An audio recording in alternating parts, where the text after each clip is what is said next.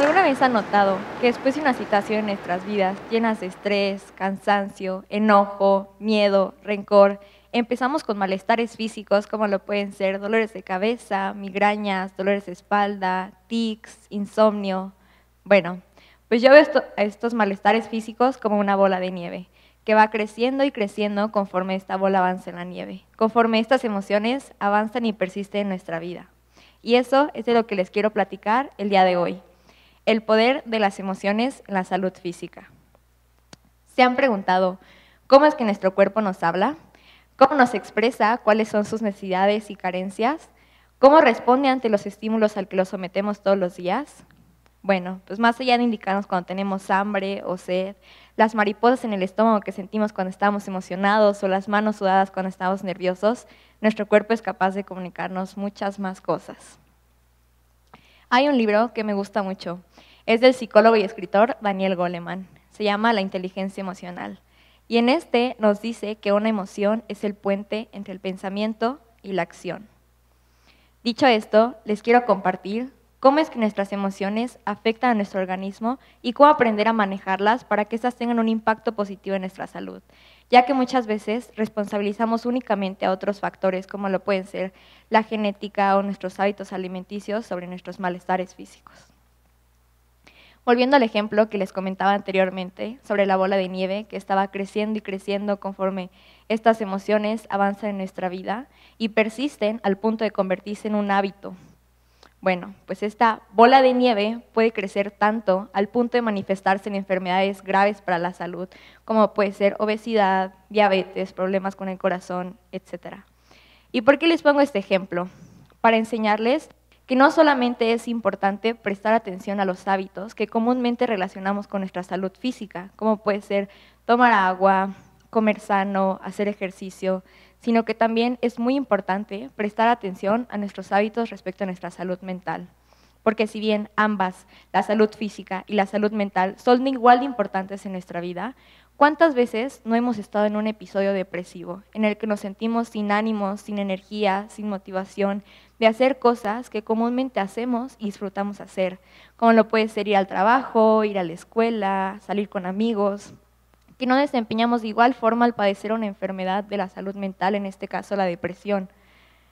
Y muchas veces esta enfermedad de la salud mental no es vista como una razón válida y justificada para no desempeñarlas como comúnmente lo haríamos, pero en cambio una enfermedad relacionada con la salud física, como lo puede ser una gripe, sí lo es.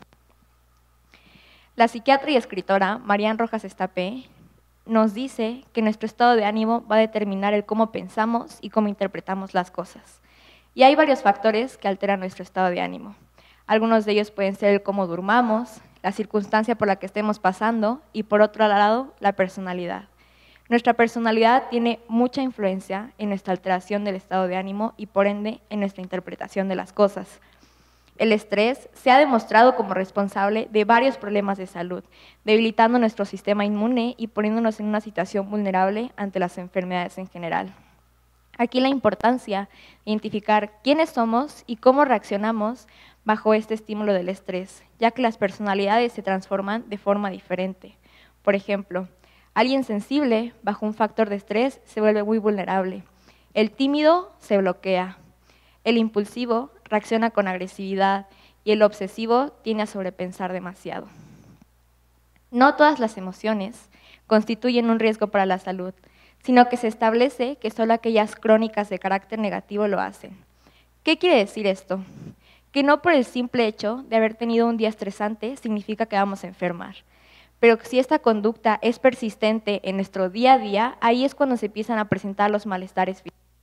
Y estos malestares físicos nos pueden servir como una señal de aviso por parte de nuestro cuerpo, que en este caso nos estaría alertando que estamos bajo una situación de mucho estrés y tenemos que buscar la forma de manejarlo mejor para ser más gentiles con nuestro cuerpo.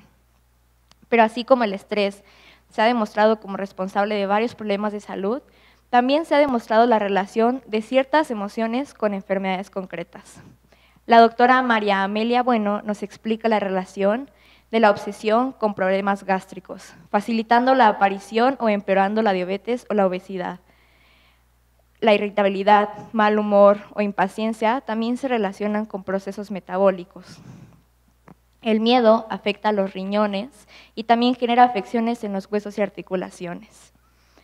Entonces, ya teniendo claro que toda emoción nació de un pensamiento primero, ¿de dónde nacen estos pensamientos intrusos que desequilibran nuestro estado de ánimo? Bueno, pues muchas veces nacen de situaciones de las cuales no tenemos un control. Situaciones como, por ejemplo, un asalto, que nos genera pensamientos como, ay, sí, yo ya sé que este no es mi rumbo, que esta calle no es transitada, ¿por qué me vine por aquí? Haciéndonos sentir culpables. O, ay, me robaron el dinero, quiero usar para esta cosa, para mi deuda, haciéndonos sentir preocupación y angustia. O, ay, maldito asaltante, ¿por qué me pasa esto a mí? ¿Qué mala suerte tengo? Haciéndonos sentir ira y frustración. Con esto, no les quiero decir que está mal sentirse tristes, cansados, enojados, frustrados. Al contrario, les quiero enseñar la importancia de identificar las emociones que tengamos, sentirlas y una vez que nos hayamos permitido sentirlas, dejarla fluir, sin estancarse. No permitir que esta emoción o pensamiento controle nuestra vida. Cómo reaccionamos y percibimos las cosas son solo un reflejo de nuestras creencias. Estas pueden ser morales, políticas, sociales y sobre todo del significado que le damos a cada una de ellas. Por darles un ejemplo muy sencillo, las diferencias de creencias entre mis compañeros de la escuela y yo hicieron que le diéramos un significado diferente a esta charla TED. Y con base a eso, tomar una decisión de participar o no. Quiero cerrar con una frase de la actriz Carla Souza que justo aprendí en su TED Talk, que dice: el músculo se tiene que desgarrar para crecer. Aunque entiendo la ciencia detrás de esto, entonces ¿por qué maldigo los momentos en los que la adversidad toca mi puerta? Adversidades va a haber siempre, situaciones de las cuales no tenemos un control va a haber siempre, pero de lo que sí tenemos un control es de cómo reaccionamos y manejamos la situación, porque recuerden que el cuerpo grita lo que la mente calla. Gracias.